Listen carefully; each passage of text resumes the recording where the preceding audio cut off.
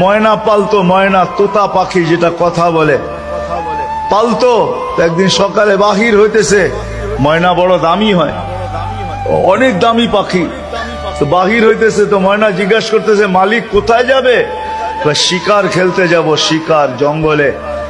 আমার ভাইদের সাথে দেখা হইলে আমার একটা সালাম দিও। তো যখন জঙ্গলে ঢুকছে তো যে দেখতেছে কতগুলা ময়না ডালে বসা আছে।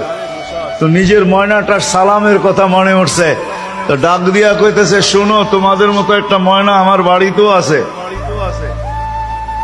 সে তোমাদেরকে সালাম দিছে। এই কথা বলতে দেরি এই ময়নাগুলা ডালের থেকে পড়া মরতে দেরি হয় না। তার মন খারাপ হয়ে গেছে যে ওর সালামে এমন কি বিষ মিশানো ছিল যে এত দামি দামি 12-13টা ময়না মরে গেল। তো শিকার না খেলেই বাড়িতে চলে আসছে। তো ময়না জিজ্ঞাসা করছে মালিক এত তাড়াতাড়ি ফিরলে, হাতে তো কোনো শিকার দেখি না।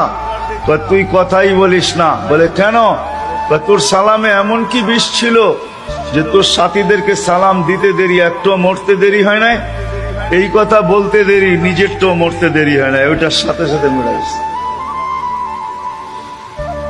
তো খাঁচার দরজা খুইলা সামনে নিয়ে বৈশা অনেকক্ষণ কাঁদছে, না লড়েও না চড়েও না, চক্ষুও খোলে না।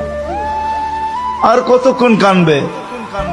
বস ওইখানে তো ওইখানে লাইখা যে উঠা দাঁড়াইছে ময়না, বাস উড়া যে চালে বসা গেছে। তো বলছে এটা কি করলি? আমার বন্ধুরা আমাকে খবর দিছে, দেখ আমাদের মতো যদি বাগানে বাগানে ঘুরতে চাস তো মরার আগে একবার মরার ভান করে দেখ।